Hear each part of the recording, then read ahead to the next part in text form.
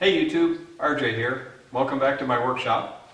It's been a little while since I've had a good update on the El Camino. I was doing the vlog quite regularly there for a while, and car's up and running, and I've had some very good success with it until recently, but overall some very good success with it. Last vlog update was when I got it running, I believe.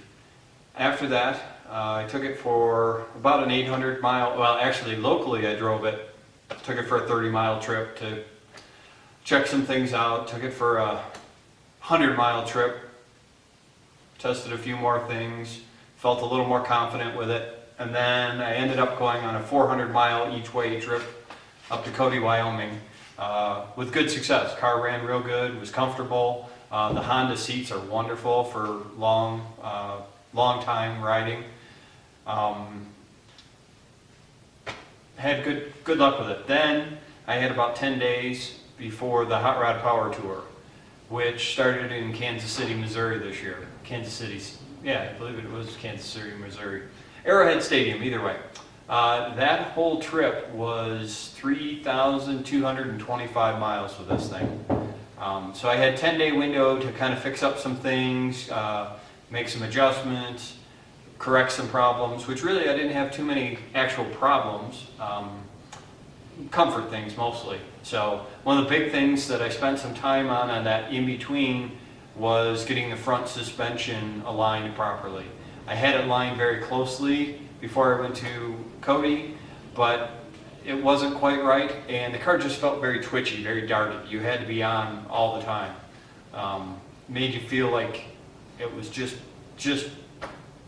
wanted to dart. You know, it would kind of move all over the place. Not move all over the place, but it felt like it would.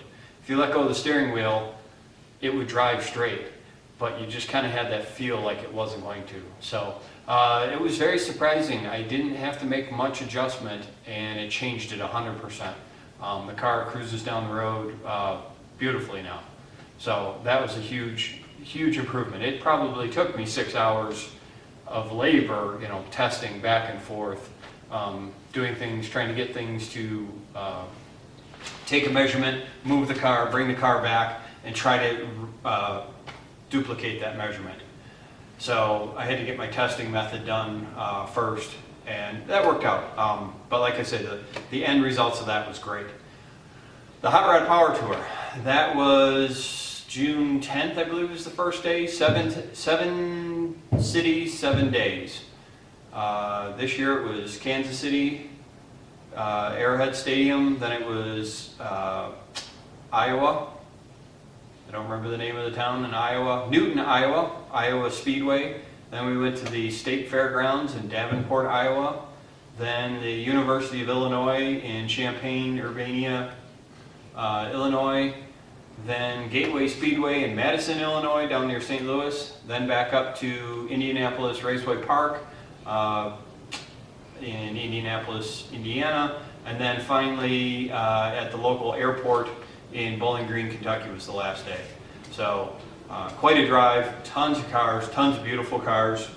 Some cars, a lot of cars with fake patina. They spent a lot of money to make their car look like mine. And then a handful of cars with real patina like mine. So car was flawless. The coolest day we had was 90 degrees. The air conditioning was great. The cooling system worked great. The aluminum plastic radiator that I put in, no problems. The dual fans kept the thing cool all the time. I tried to turn the AC off sometimes. You get stuck in a long line of cars waiting for a traffic light or something like that. I turned the AC off once in a while to, you know, oh, I don't want the thing to overheat. And then other times you're just like, no, I paid for air conditioning, I'm using it. And, you know, it'd be 95 degrees and humid, and the fans would run for a while and had no problems. This thing never even came close to overheating. Had a little bit of problems with the distributor. After the fact, I found out that I put the advance plate in upside down, so that wasn't working quite right. I had one bolt come off the exhaust system, one of the hangers let loose, so I had to fix that out. But other than that, I really didn't touch the car during the whole trip. Started up every time, drove fine, worked great. Camped in the back, Slept in the back almost every night. One night we had rain, so I actually got the tent out. Great show. If you ever get a chance, if you hear that the Hot Rod Power Tour is coming through your area, even if you don't go to it, go find out what their route is going to be and go sit out somewhere and watch this thing go through town. It was amazing to watch, you know, the amount of cars that we had. You know, we'd have 3,000-4,000 cars going from city to city, and I'm guessing at that. It was thousands of cars. We had main streets that were lined with people sitting out in their lawn chairs watching cars go by all day. It was really spectacular. The shows themselves were great, but the tour while you're driving through these little towns was awesome. So yeah, so overall the cars was real good. Got some few things to look at now that I got it home, but nothing real major. And since I've been home, I've driven the car twice, you know, got it running, spent all this time working on it. And the first time I took it into town and went to get on the interstate, tried to shift it in 5th gear, and it just kind of fell into 5th gear. Didn't feel right. Put it back in 4th, no problems. Put it back in 5th, fell in. Oh, that didn't feel good. Pulled off at the next exit ramp, got down, and there's a little clip that holds the shift lever into the shifter, or the shift rod into the shifter. Yeah, that popped out.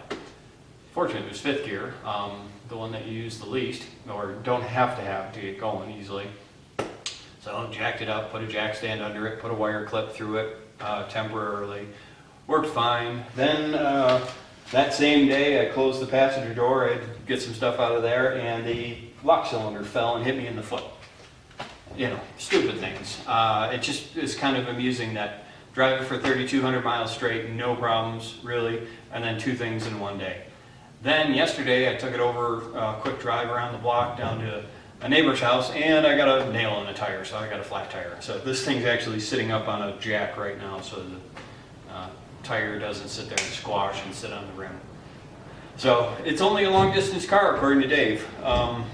If I'm going to take it for 50 miles, I'm in trouble. If I'm going to take it for 500 miles, we're ready to rock and roll. So that's it for this thing for a while. You'll see it in the background on occasion, but I'm going to get back into some more workshop videos. I'm going to be going to visit a friend. I'm hoping I can do a little bit of filming at his place. He's got a spectacular garage he's been working in for years. So we'll see what happens. Hopefully I'll get you some stuff and a little teaser picture. There's a big pile of blue stuff in the background. I'm not telling you what it is, but that's going to be an upcoming project that you'll be seeing soon. So if you can guess what that is,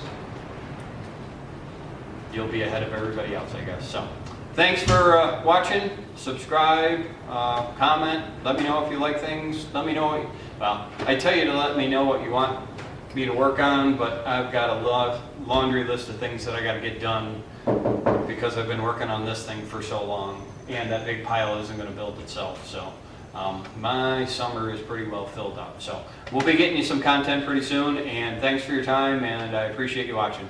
Take care.